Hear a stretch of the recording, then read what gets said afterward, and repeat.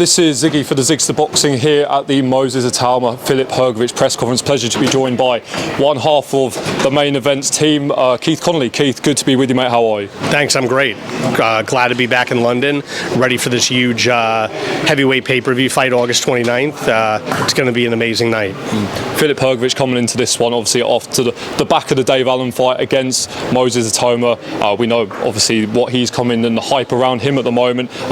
You predicted a Filip Hrgovic one-round knockout. I guess that's going to be the talking point from the presser. Is that something you genuinely see that is a possibility in there? Well, it's got to be a possibility if my guy has a path to winning, right? Because you have a younger guy who's very strong from the southpaw position, which always is an advantage when you're fighting an orthodox guy, and he's got tremendous skills. I mean, to me, he is the future of the heavyweight division, but is he the present of the heavyweight division is the question. My guy's in his prime. He's more experienced than Moses, but you have to go after him early, because if you don't go after him early and you lay back and wait, you're dead. Like, he's proven that. So my guy's vowed to go after Moses immediately. He's going to look to overwhelm him in round one. So if my guy does win, it's a very good possibility it could be a first-round knockout. I've seen people question Filip's resume recently. Dave Allen, David Adelaide. Obviously, he's fought Daniel Dubois, but Dempsey McKean a little while before that as well. Zhang. Has he fought the level of caliber recently that will be enough for him to fight a Moses, regardless of his skill? Well, the Dave Allen fight was sort of a warm-up fight. He had been out for a while, and he had bad cuts, and we were looking to put him in a big fight quickly afterwards. And then once we were offered that fight in the guy's hometown, that created some sort of motivation for Filip. So it was more of a business decision to take that fight so we could be ready for another big fight right away, and it worked out. I saw something, I hope it's correct, that maybe Filip was hoping for a later date after his fight with Dave. Is that correct? And will that play any factor into this coming in? That is true. They first said August 8th. We said we wouldn't be ready by then. It was too quick of a turnaround. They then said August 29th. To be completely honest, we wanted September, October, just because he wanted to rest, mentally rest, be with his family, not go right back into camp. So there was truth to that. I saw a BS rumor that he had turned down the fight, which is pretty disrespectful to Filip, because he's literally the only top 10 heavyweight that would fight Moses right now. So asking for a later date doesn't constitute turning down the fight. So that kind of ticked us off. But, you know, we sat down and we talked about, was it worth jumping back into training camp for August 29th? And he wanted the fight so badly that he ended up taking it. So that should tell you a lot about Filip. I'm really looking forward to the fight. Obviously, I do want to touch on Conor Benn quickly as well. There's been a lot made. You've been speaking about it for months. But for the Ryan Garcia fight, we don't really know where it stands at the moment. Maybe a possible injunction from DAZN. A lot going on with different promoters.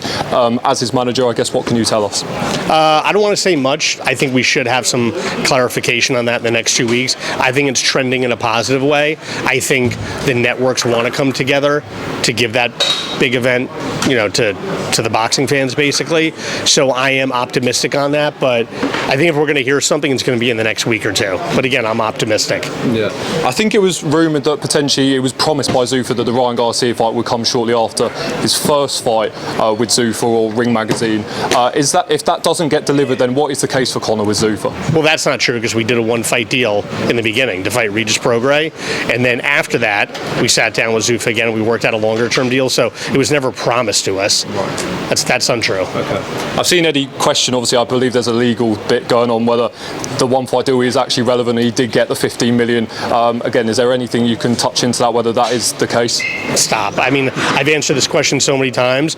We had an opportunity to take a one-fight deal or a long-term deal. We presented both of those offers to Matchroom like we were supposed to. We got two separate offers, and then they asked us, which one are you taking? Right? And we sat down and we talked and we told them we're going to take the one-fight deal. So they knew about a long-term deal and a one-fight deal. They knew about both of them. We took the one-fight deal, and that's where it stands. So that's just a matter of fact. That's not an opinion. That's not me saying anything negative about anybody. That's just the way it played out. Okay. As a manager, I've seen a quote you said the other day where it's your job at the end of the day to get as much money for your fighters as physically possible. Eddie's come out recently and spoke a lot about the loyalty side of boxing. Is that something you think about as well at all, that factors in, or is it just the fact of I need to get my fighters the best possible deal for them regardless? Well, I'm hired by the fighter to get the best deal for the fighter. I'm not hired by the fighter to do the best thing for the promoter. So anybody that tells you anything differently is either lying or they're spinning their narrative. And I'm not talking about Eddie, I'm talking about anybody, right? I'm hired by the fighter to get them the best deal. So why would I worry about all the other noise that's being talked about? It's just ridiculous. Yeah, there's been a big splash with Zuffa and Dana White in the boxing space recently. What have you made of their body of work in the recent months since their inception? Obviously, you've got Hitchens and Berlanga working with them now.